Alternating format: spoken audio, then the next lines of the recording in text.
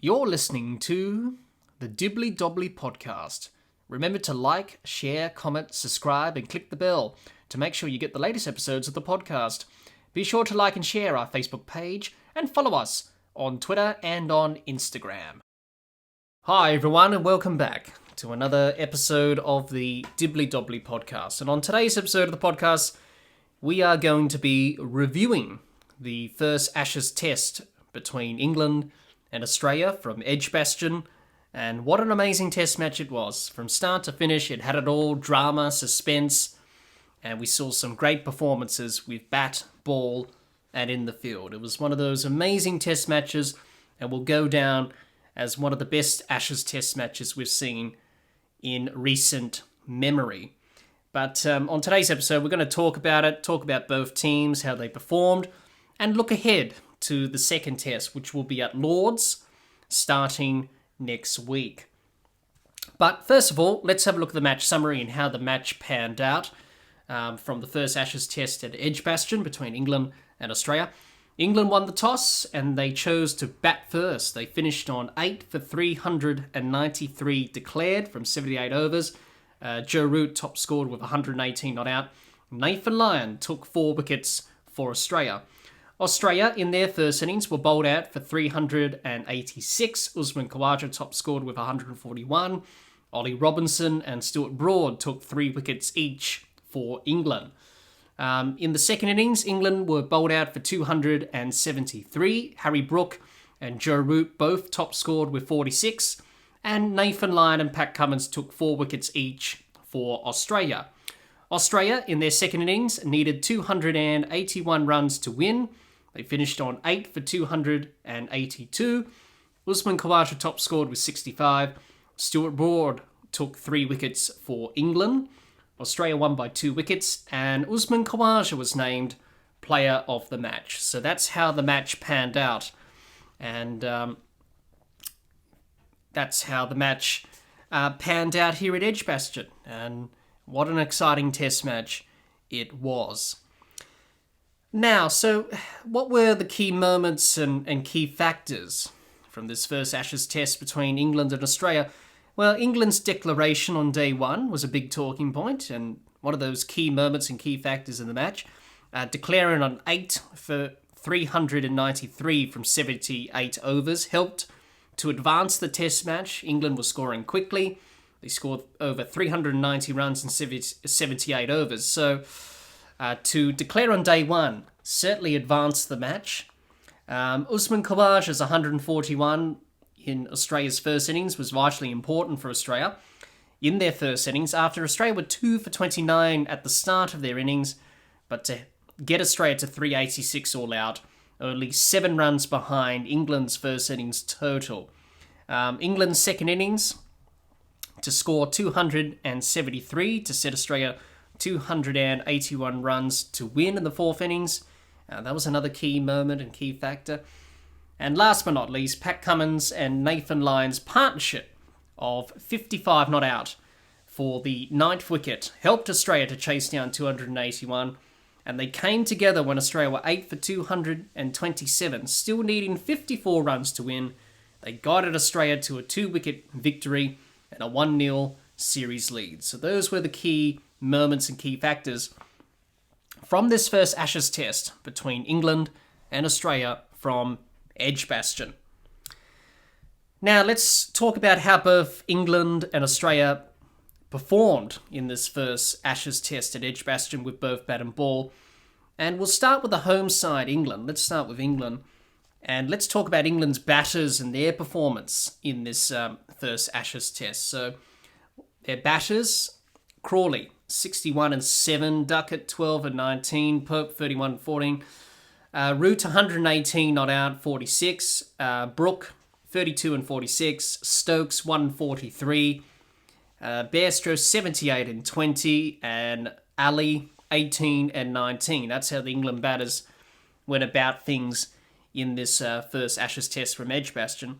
Let's talk about how they performed across the 2 innings of this test match with the bat. They won the toss and batted first on a flat, slow Edgbaston surface. They made the most of that. Zach Crawley set the tone by smashing Cummins for 4 for the first ball of the test match. Pretty much England playing BazBall and scored at a good rate, scoring 8 for 393 declared from the 78 overs they faced at a run rate of 5.03. Stokes shocked everyone by declaring late on day 1, which has been a very big talking point coming out of this test match. Joe Root led the way, scoring 118 not out. Bairstow with a nice 78, and Zach Crawley with 61 chipped in with half centuries. Some handy partnerships of 70 for the second wicket, Crawley and Pope, 51 for the fourth wicket, Root and Brook, and 121 for the sixth wicket with Bairstow and Root. Definitely helped England in their first innings. The second innings was an interesting batting performance. After bowling Australia out for 386, they had a 7-run lead going into the second innings. They lost both openers in Crawley and Duckett early on in their second innings. They struggled in overcast, wet conditions. Late on day 3, we had a bit of rain, and the England openers looked all at bay and really struggled in those overhead conditions. And England were 2 for 27 in 9.1 overs early on in their second innings. But they were able to recover from that precarious position to score 273 all out from 66.2 overs, scoring at a run rate of 4.11 to set Australia 281 to win. Also some handy partnerships of 50 for the third wicket with Root and Pope, and 52 for the fourth wicket between Root and Brook, were able to get England to that 273 score in their second innings. So that's how England went about things in their across the 2 innings of this test match. I'm not surprised by how England batted in terms of their approach with BazBall. We all expect that coming into the series. The big question was, were they able to handle the Australian bowlers by playing this method of cricket? The answer to that was yes, because the Australian bowlers struggled, and they did. And the England batters were able to cope with the Australian bowlers and were able to play their brand of BazBall and play this positive, aggressive sort of cricket. So we weren't surprised by the approach that England took with the bat. Obviously, Joe Root was exceptional, 118 not out in the first innings, 46 at the second. Some of the shots he played, especially those lap shots to Scott Boland. He played 2 of those lap shots to Scott Boland in the second innings, but also lapped him in the first innings as well. And also Pat Cummins, he lapped him in the first innings as well. Just unbelievable shots from Joe Root. Tends to play those shots all the time, and he executes them pretty well. And even on the first morning of day 4, first session, day 4, first ball of the day, where the match was in a very precarious position, he lapped Pat Cummins' first ball. He didn't quite time it, he missed it. But that's just the attitude that this England team have, that they're going to play their shots and be aggressive and go out there and score runs. So he batted well, Joe Root. Maybe should have batted a bit better in the second innings. He got out-stumped for the first time in his test career. Got out-stumped by Carey off Lyon. And, Joe Root, he is capable of just playing the Joe Root way rather than playing BazBall. Joe Root's an exceptional player. So maybe he could have batted a little bit better. And obviously England in their second innings, they were in a good position. Obviously they had a lead. They were able to set the tone and set the foundation for the second innings in terms of the run chase for Australia and put them under pressure. But I think the big talking point from that, they should have got a lot more runs than they did. In the end, they set Australia 281 to win. You could argue that wasn't enough in the end. Obviously it wasn't, because Australia chased down the runs. If they got 300 or 350, it would have been enough. But a lot of the batters played some very ordinary shots, gave their wicket away. That's been the big talking point from England's performance in the second innings. By playing this brand of BazBall, they do tend to throw their wickets away, etc. But that's just the new way that England are playing. We've got to get used to that. Especially if you're an England supporter, just got to get used to that. That's the new way that they're going about things. And you could argue that if they batted a little bit sensibly, they had a golden opportunity to bat Australia out the game. If they got 350 or even 300 plus, it was always going to be tough for Australia to chase that down. But with the, not playing smart cricket, not really batting with that smartness and sensibility, they gave their wickets away, and wickets fell in regular intervals, and they weren't able to put Australia under pressure in terms of batting them out of the game. But that's just the way England play.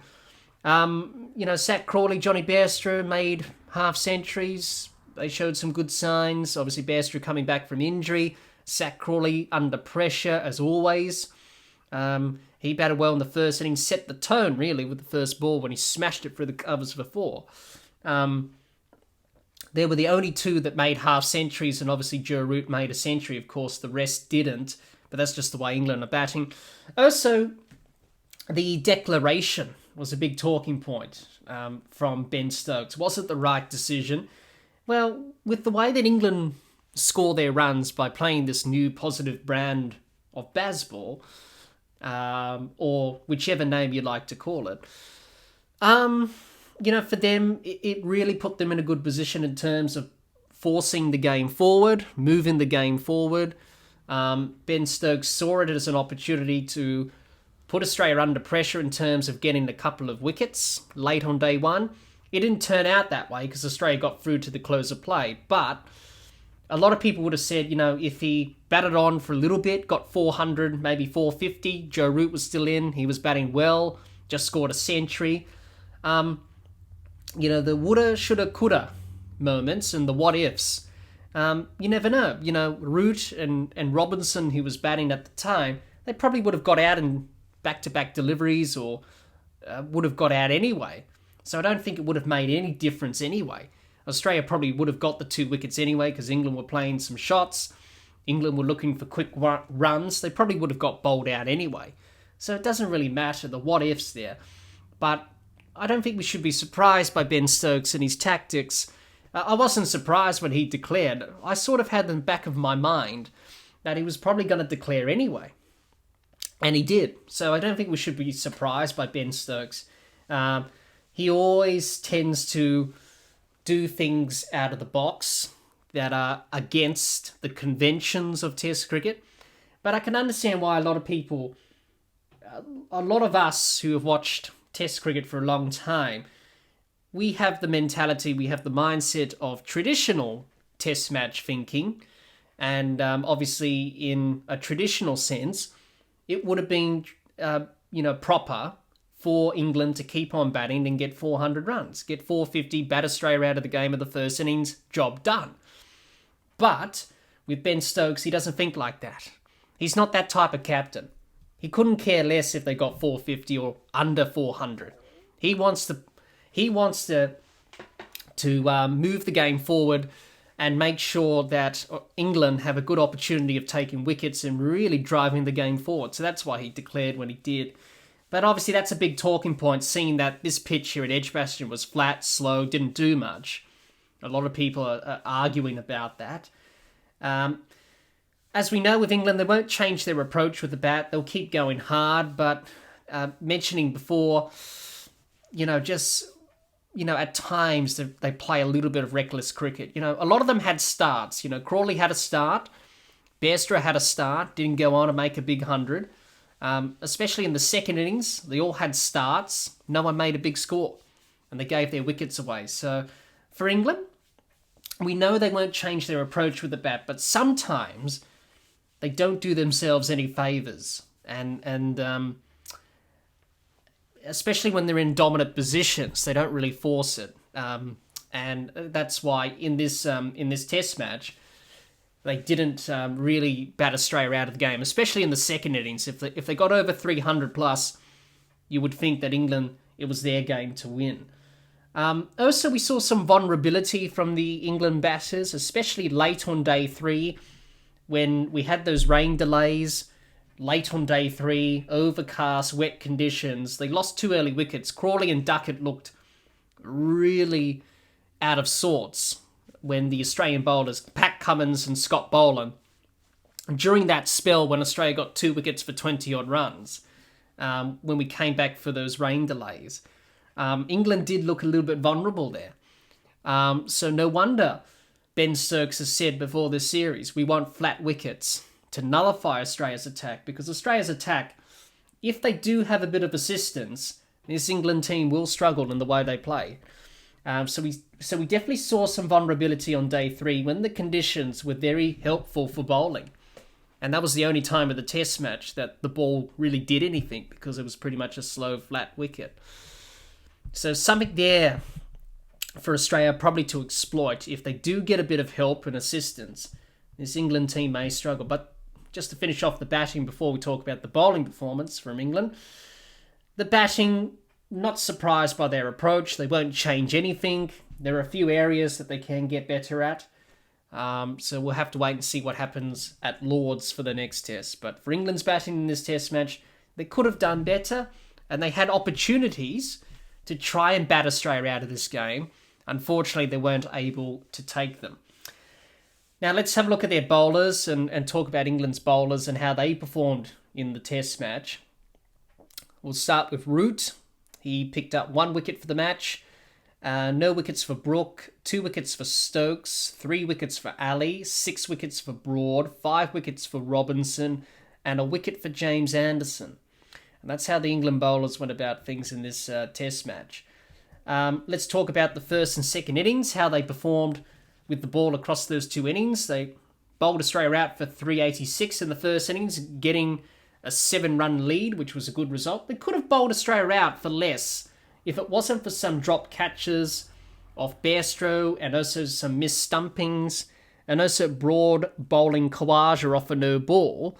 They could have bowled Australia out for a lot less than 386. They didn't do themselves any favours there, England. The second innings, they started well. They picked up 3 early wickets, having Australia 3 for 89 inside 25.3 overs. Warner and the big wickets of Labuschagne and Smith were gone. England were in the box seat to defend 281 and win the test match. They had Australia 8 for 227 on the verge of victory, but the 9th wicket partnership between Cummins and Lyon of 55 unbeaten guided Australia to victory. The England bowlers were looking tired and less effective on a slow, flat wicket here at Edgbaston, and they weren't able to finish the job off. So that's how England went about things across the 2 innings. I thought in the first innings England bowled really well. They were able to keep the runs down. They set attacking fields, as we know from Ben Stokes. He's that type of captain, which pretty much spoke for themselves, especially with the wickets that they took. The Australian batters weren't able to put the pressure back on at times, so they bowled well in the first innings, England, on a very docile wicket that didn't really do much.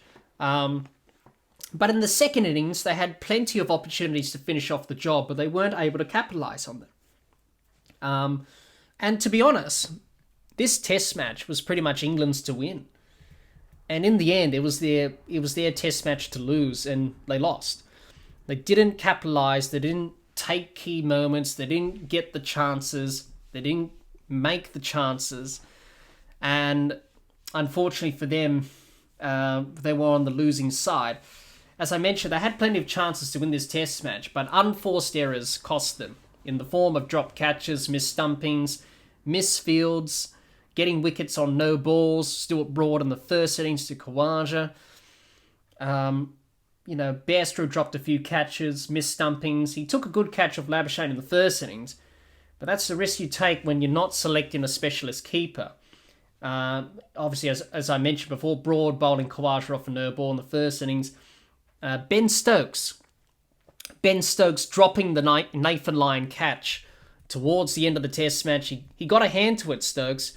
He got a hand to it.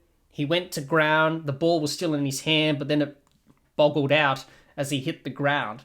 If Ben Stokes took that catch of Nathan Lyon, that was pretty much the test match for England, because that partnership between Cummins and Lyon added 55, and that pretty much sealed the match for Australia.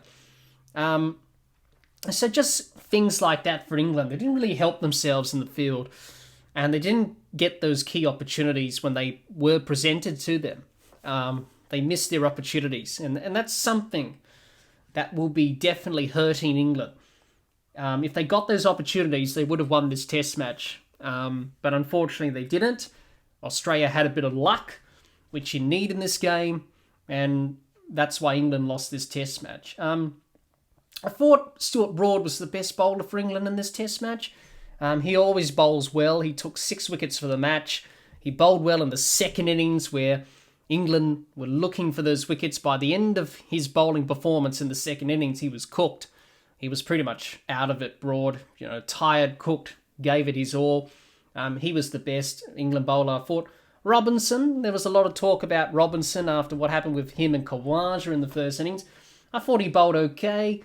Picked up 5 wickets for the match. James Anderson, not quite at his best. Only picked up 1 wicket. Moeen Ali, obviously we knew about Moeen Ali coming into this test match. He was poor. Obviously had that finger injury as well. Joe Root bowled okay with his off-spin. Picked up a wicket in the second innings. That was Alex Carey in the run chase. So a bit of a mixed bag in terms of the individual performances from England in terms of their bowlers. The pitch, this flat, slow wicket didn't really help England's bowlers in the second innings, obviously, because the attack looked less threatening on this surface. They couldn't pick up those wickets.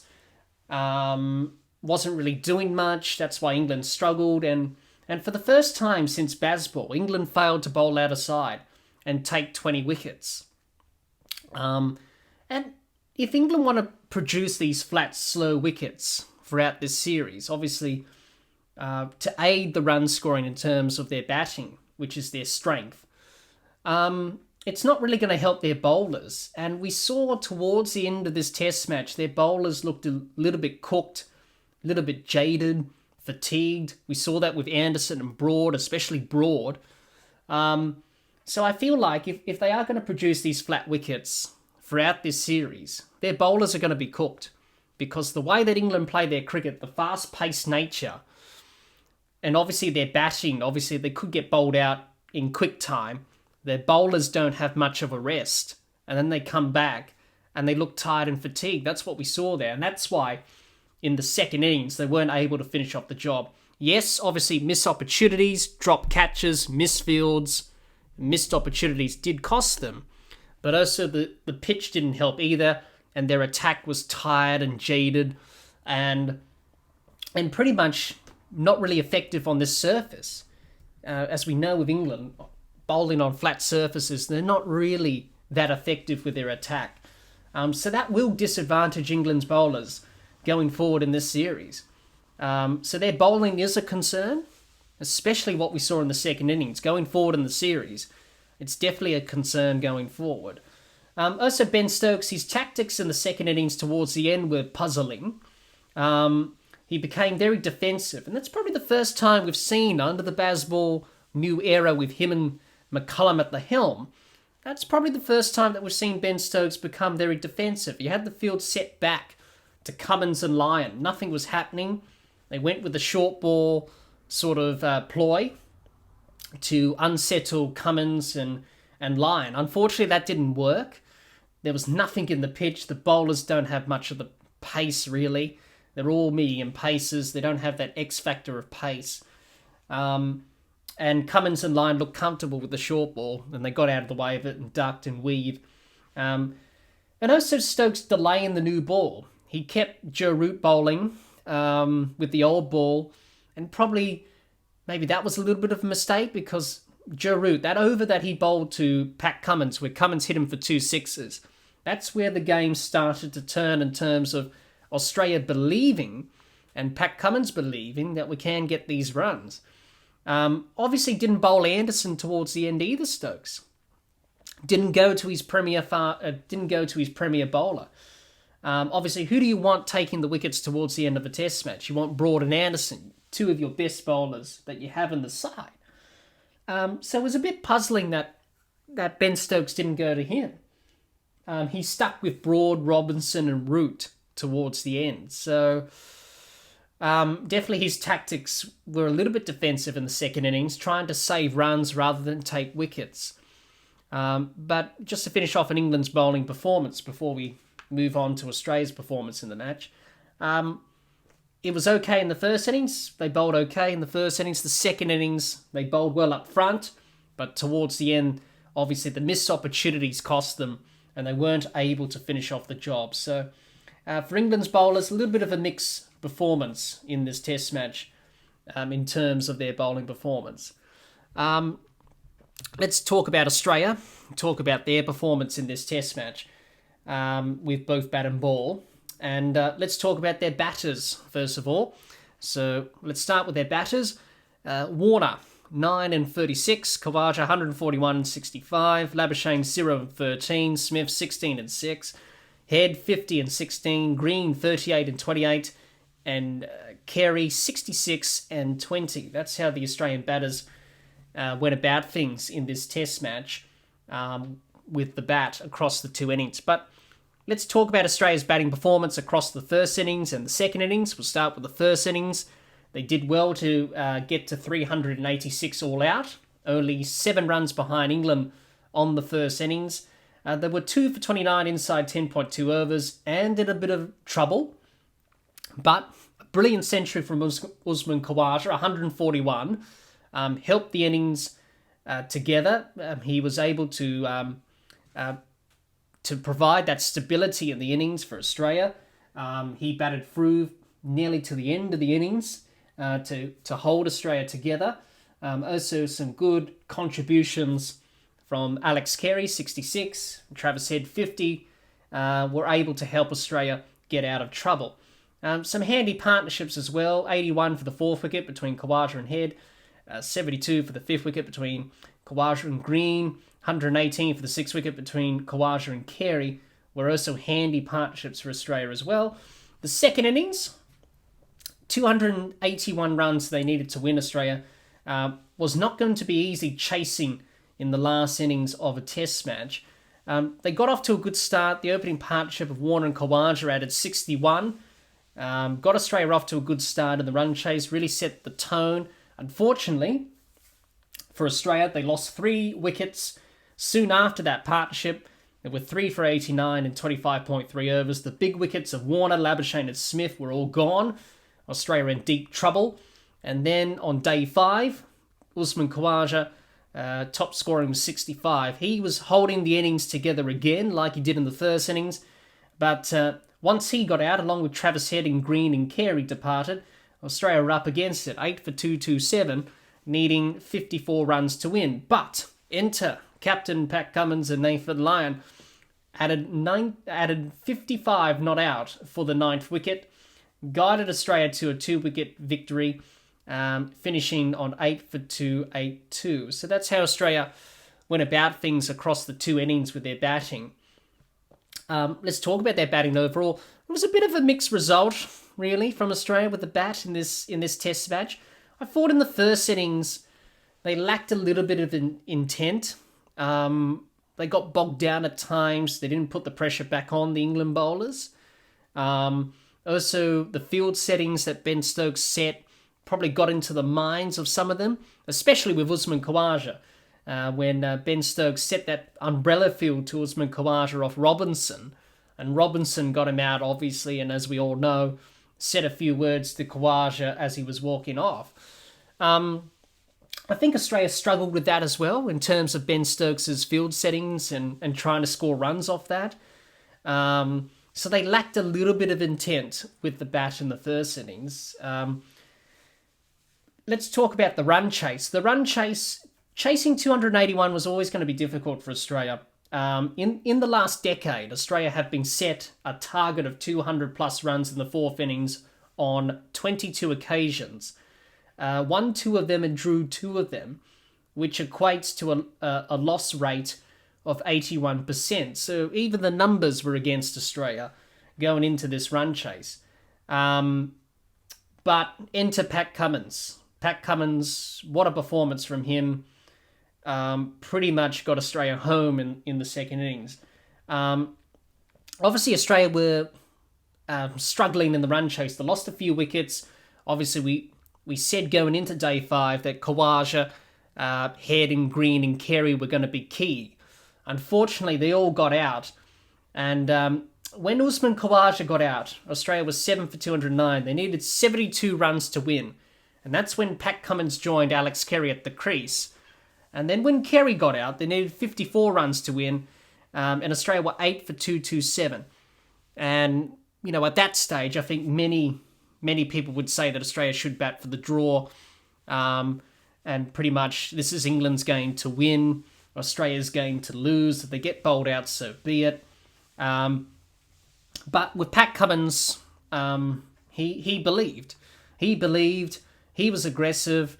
He went at England in terms of playing his own version of BazBall. And he was able to score 44 not out off 73 balls. The partnership that he had with Nathan Lyon, 55 unbeaten for the ninth wicket, was an excellent partnership, and was able to help Australia get over the line. It was one of the best innings that you ever see. Cool, calm, and collective. Pat Cummins said afterwards, "We were never thinking about the draw. I was always thinking about the win." And this Australian team have an ability to fight back from adversity. And, 8 for 227, pretty much game done. But Pat Cummins said, nope, we're going for the win. And look what happened. It was a brilliant partnership with Nathan Lyon, who supported him well, Nathan Lyon. 16 not out of 28, played some good shots. But also the pitch, towards the end of the run chase, obviously the England bowlers were tiring. The pitch wasn't doing much. It was slow, it was flat. So Cummins and Lyon got used to that, got used to the pace of the wicket, and were able to, get the runs. It was an incredible partnership, one of the best Australian victories that we've seen in recent time. It was summed up nicely when Michael Atherton was commentating and describing the winning moments of the Test match. He said, Pat Cummins has ice in his veins. And I think that's a perfect summary of Pat Cummins and the way he batted in this second innings. He was calm, collective, and he handled the pressure well. It's not easy chasing in the last innings. And we've got to remember that Australia haven't really done much run chasing in the fourth innings of a Test match for some time now. So for them to win from a very difficult position will definitely boost their confidence going forward for the remainder of the series. And for Pat Cummins as well. He bowled well in the second innings. He took 4 wickets, and he batted well in the first innings. He got 38, and in the second innings, 44 not out was a fantastic achievement from Pat. And I think the moment where Pat Cummins thought, right, let's really start taking the England bowlers downtown, was probably the over that Joe Root bowled, where Pat Cummins hit him for 2 sixes. And that pretty much flicked the switch in Pat Cummins' head.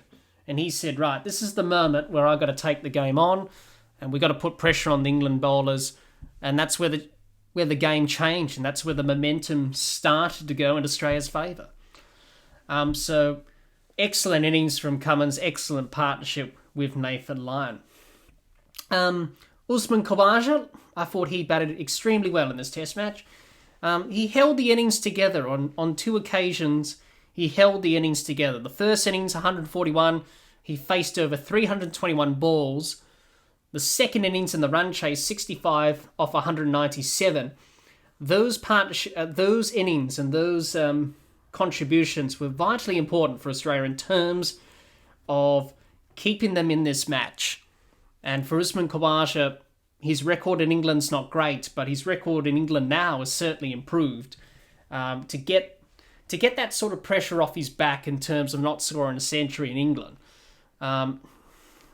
was a very big relief for him in terms of, finally, I've got that pressure off me now, and I can just go out here and bat and score runs, and that's what he did. And he did it very well, Usman Khawaja. Magnificent innings in the first innings, and also in the second innings, a vitally important innings where wickets were falling. He was being the one person that was constant throughout, and nearly got there to the end. Unfortunately, wasn't able to finish off the job, and Pat Cummins took over and did the rest. But Usman Khawaja, I think he's going to have a very big series with the bat. It will definitely boost his confidence going forward. With the Australian batters, the other Australian batters that I thought were disappointing, obviously Labuschagne and Smith. Not every day that you see Labuschagne and Smith not score big runs in a test match. Disappointing from them, but hopefully for them they'll come back. They would have liked to have done better in this test match, that's for sure. And especially with Labuschagne, he's got some problems that he needs to sort out there. Playing at wide deliveries that he shouldn't have been playing at. I think the reason why he's doing that, Labuschagne, I think, is because he's standing on off stump. And he's not standing on middle stump. Obviously, he's standing on off stump to make sure that he can nullify LBW. And obviously, if he gets hit on the pads, he's probably outside the line. But I think with Marnus, I think that's not helping them in terms of playing at these wide deliveries. You could just leave them if you stand on a conventional middle stump guard and you see those balls that Stuart Broad are bowling to you that are wide of the off stump, you can just leave and let it go to the keeper. But seeing that he's standing on off stump and then his trigger movement is going well outside off stump, he's playing at these wide balls that he should really leave. That's a simple thing to fix from Marnus. And, he's a smart cricketer, Marnus, He's one of the best players in the world, same as Smith. They're great problem solvers. And they'll definitely look at that going forward. So, disappointing about their performance. They could have done better. David Warner, another talking point from Australia in this Ashes series. Obviously, the pressure that he's under. Got out to Stuart Broad again in the first innings. Not a surprise, chopping on. But in the second innings, he didn't get out to Stuart Broad, obviously. He got through that period from Broad. But he got out, I believe it was to Ollie Robinson, I think it was. Yes, it was. It was Ollie Robinson that he got out to in the second innings. But I think for David Warner, good signs. He looked convincing at times. He played some good shots. He got a good partnership with Khawaja.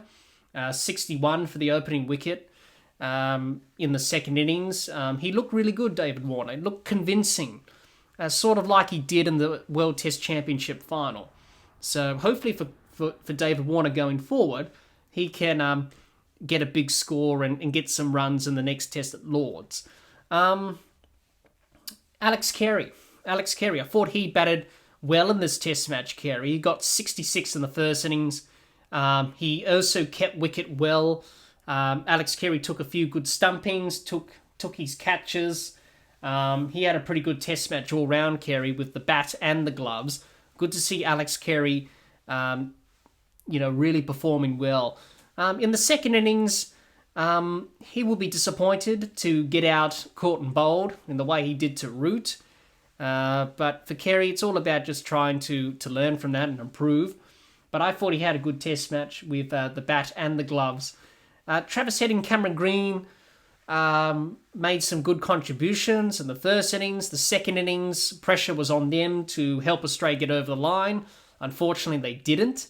But that's the thing with Travis Head and Cameron Green. They haven't done a lot of batting in the fourth innings of a test match. But I think the experience that they gained from this test match here would definitely serve them well going forward. Those are some other things that Australia need to work on and improve on with the batting. They need to convert the starts. We saw a lot of starts from the Australian batters. The only one who converted a start was Usman Khawaja, and he made 141. So the other batters like Travis Head and Carey got a start, got a 50, played some loose shots and got out. So Australia need to convert big starts going forward in this Ashes series because they need every run they can get.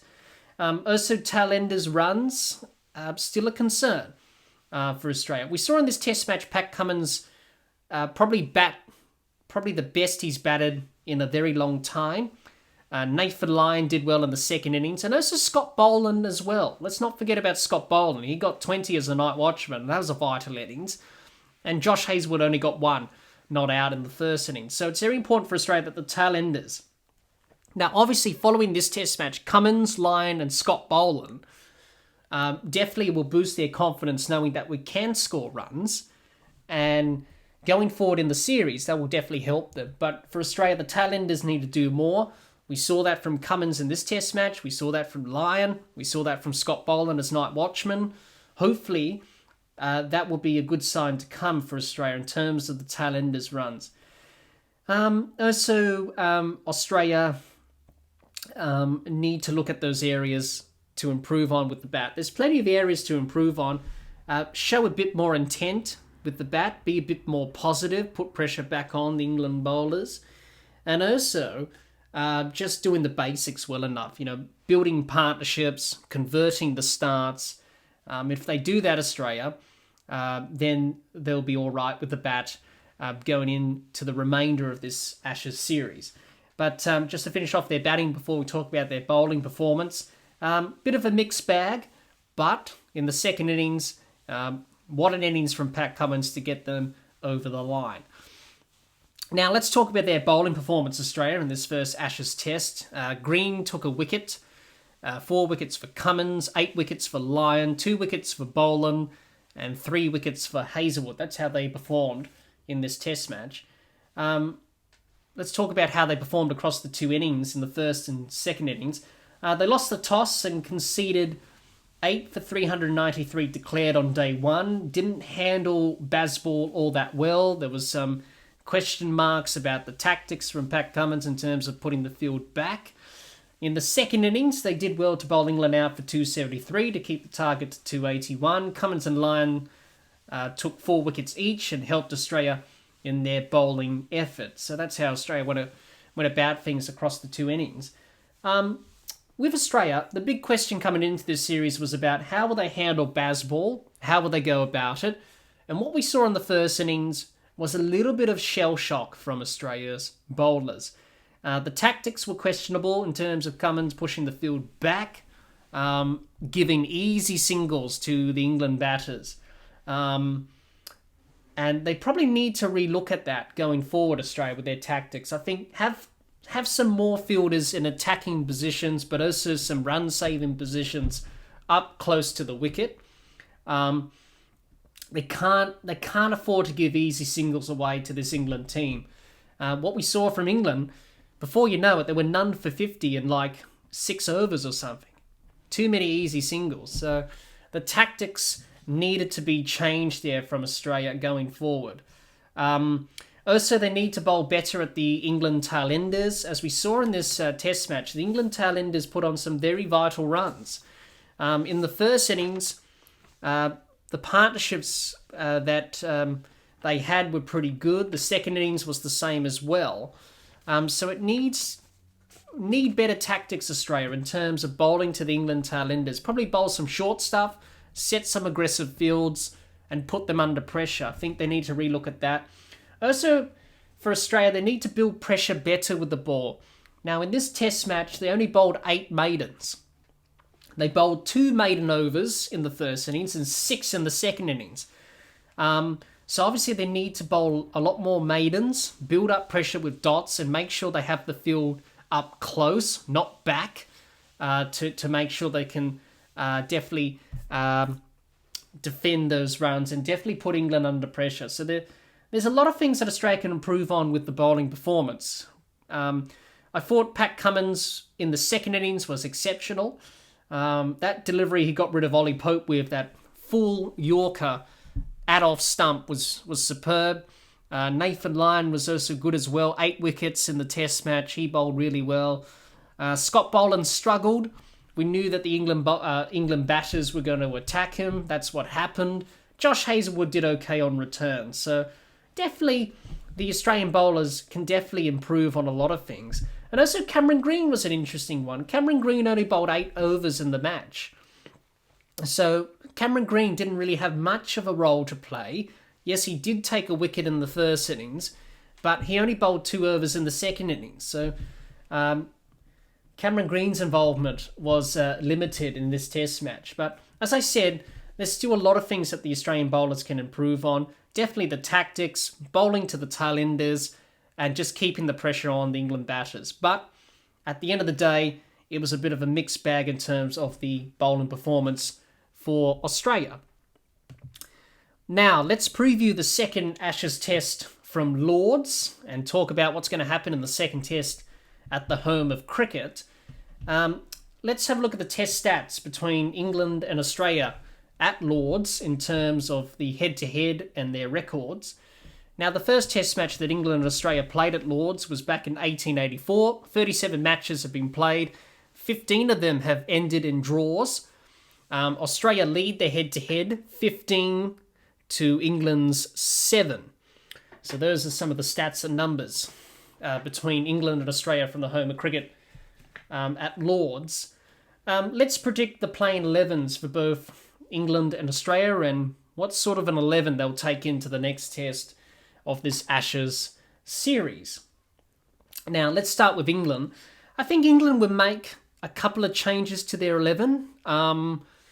Obviously, they brought in Rian Ahmed into the squad for the second test. Obviously, the 18-year-old leg spinner that debuted in Pakistan early this year, obviously he's in the squad to be as cover for Moeen Ali in terms of Moeen Ali's finger injury and obviously there is backup. So I think England may make a couple of changes.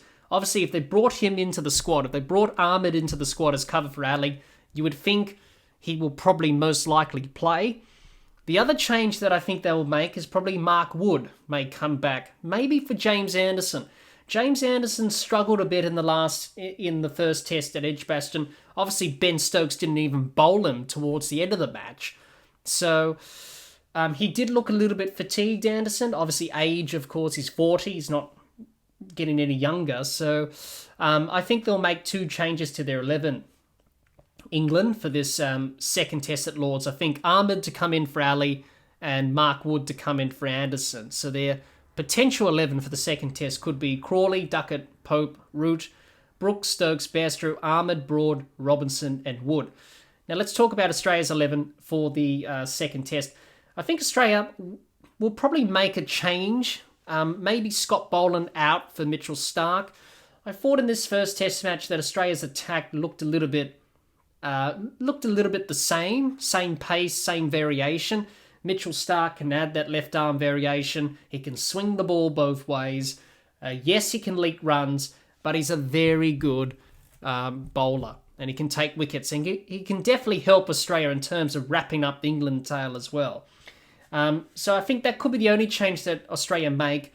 They could go in with the same 11 or they may bring Mitchell Starc back. So their potential 11 for the second test could be Khawaja, Warner, Labuschagne, Smith, Head, Green, Carey, Cummins, Lyon, Hazelwood, Boland, or Mitchell Starc. Now, who's going to win this second test at Lords? Well, that's an interesting question. I think we're in for another exciting test match, as we saw here at Edgbaston. Australia have a good record at Lords. They had a long winning streak here at Lords, 1934 to 2009 Australia. So definitely Australia play well at Lords. It's one of the best grounds for them in England. England don't have a good record here against Australia in terms of the Ashes. So those are some of the numbers there. Also, the last test match, we've got to put into context. The last test match here in 2019 in the last series was a drawn test. Obviously, Steve Smith got hit by Jofra Archer. Marnus Labuschagne came in as the concussion sub. Pretty announced himself to the world. Also, Joe Denley took a very good catch in that test match. So, and obviously here at Lords, the pitch does flatten out a little bit, as we've seen in recent times. So, I don't think it will be a draw. I think a result will be possible this time around in 2023. But in saying that, I think Australia, they've got confidence. They know that their style of cricket can beat this England side. England will be disappointed about how they didn't get key opportunities and they didn't make the most of those chances that were presented to themselves in this test match, especially in the first test, and they should have won. But I think with the confidence that Australia got from this win here at Edgbaston, where they won by 2 wickets, I think they're going to be very hard to beat. You know, Australia, once they get their tails up, they always do well to really continue on the winning momentum. Obviously, with that being said, I think it's going to be another close test match again. But I think Australia, they've got the confidence, they've got the momentum, they believe. I think they should be able to win this second test here at Lord's. But we shall see. It's going to be a great test match regardless. We're going to see another great test match here at the home of cricket, that's for sure. But I think Australia, with the momentum, the confidence that they have, they're a good side. That's why they're world champions for a reason. If they can improve certain areas of their game, Australia, in terms of their batting and bowling, then I think they'll be able to win this test match and go 2-0 up. Now, my final thoughts to finish off our review today. My thoughts from this first test match at Edgbaston. What a test match. From start to finish, it was incredible to watch. If any of our listeners or viewers watched the live stream that we did during the last hour, during the last session of that test match, it was pretty exciting to watch. Ben Stokes said that this England side want to entertain, and they certainly did that. Sets up the series nicely, but what a test match it was. It had it all: drama, suspense. We saw some good performances with the bat, with the ball, also in the field as well. Sets up this Ashes series nicely for the remainder of the series. It was an incredible test match to watch. Well then, thanks everyone for listening to our Ashes review of the first test of this Ashes series. A reminder before we go, make sure you subscribe to our YouTube channel, click the bell, so you don't miss out on all the Ashes episodes that the podcast will be publishing over the next few weeks. Make sure you join us for our live streams during this Ashes series, just to come in, have a bit of a chat, have a bit of fun, talking about Ashes cricket and talking about the game of cricket in general as well. And also make sure you subscribe to our YouTube channel. Also, the podcast is available on Anchor, Spotify, and on Apple Podcasts. We're across there as well. Follow us on Twitter and on Instagram as well. And give us a like on our Facebook page as well. But thanks everyone for listening. Until next time, keep safe and bye for now.